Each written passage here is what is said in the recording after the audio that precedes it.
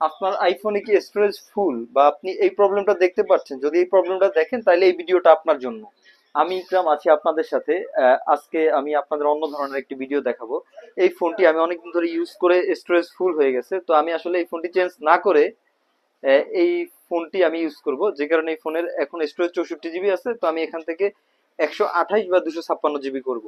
তো ভিডিওটি পুরাটি দেখতে আমার পাশে থাকুন। আসলে শুধুমাত্র একটি চিপের মাধ্যমে এই ফোনটাকে 64 জিবি থেকে 128 বা 256 করা অলরেডি আমি আমার যে ডাটাগুলো, যে ইম্পর্টেন্ট ডাটাগুলো, ওগুলো অলরেডি আমি আরেকটা ফোনে ব্যাকআপ রেখেছি। এরপরে আমি এই কাজটা করব, কারণ এই কাজটা করতে গেলে আমার ফোনটা ফ্লাশ করতে হবে। ফ্লাশ করতে গেলে আমার যে ডাটাগুলো আছে এখানে এই সব ডাটাগুলো চলে যাবে, কারণ কখনোই একটা পুরাতন ফোন স্টোরেজ আপডেট করতে গেলে ফ্লাশ ছাড়া এই কাজটা করা পসিবল।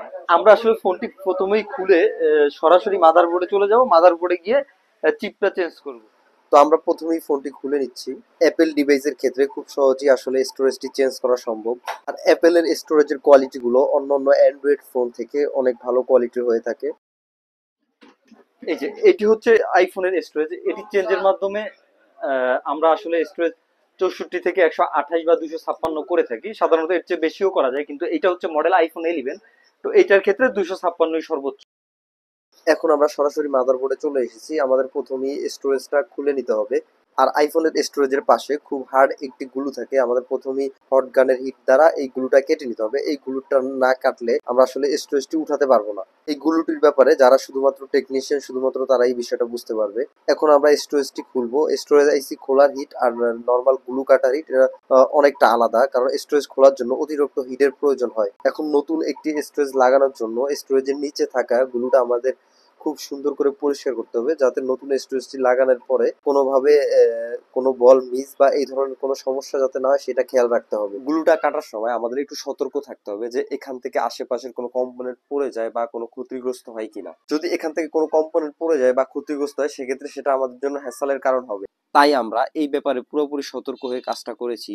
তো এখন আমরা নতুন একটি স্টোরেজ লাগাবো। এই যে এটি হচ্ছে নতুন একটি স্টোরেজ, এটি হচ্ছে 256 জিবি স্টোরেজ। আইফোনের স্টোরেজ গুলো অনেক ভালো কোয়ালিটির হয়, খুব সহজে এগুলো নষ্ট হয় না। এখন আমাদের স্টোরেজ লাগানো কমপ্লিট হয়েছে। আমরা এখন ফোনটি ফিটিং করে পুনরায় ফ্লাশ করব।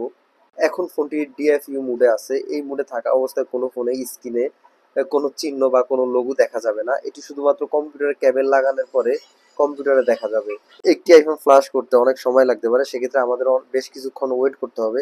অ্যাপেল ডিভাইস ফ্লাশ দেওয়া একেবারে সহজ, যে কেউ চাইলেই খুব সহজে অ্যাপেল ডিভাইস ফ্লাশ করতে পারবে, এর জন্য আলাদা কোনো কিছুর প্রয়োজন হবে না। তো আমাদের ফোনটি এখন ফ্লাশ হয়ে গেছে। তো এই যে আপনারা দেখতে পাচ্ছেন যে এটি এখন 256 জিবি দেখাচ্ছে।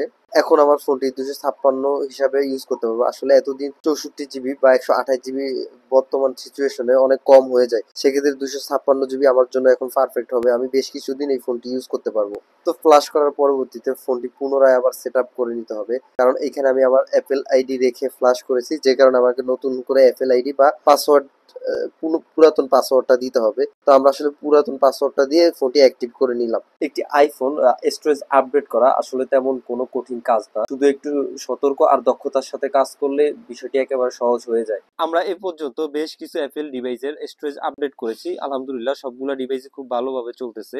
তো বেশিরভাগ ক্ষেত্রে কাস্টমার তাদের পুরাতন আইফোন গুলো আমাদের কাছ থেকে স্টোরেজ আপডেট, তো যারা আপনার পুরাতন ফোনের স্টোরেজটি আপডেট করতে চান তারা আমাদের সাথে যোগাযোগ করতে পারেন। আমাদের স্ক্রিনে দেওয়া নাম্বার আছে, আপনি এই নাম্বার থেকে আমাদের কাছে যোগাযোগ করতে পারেন।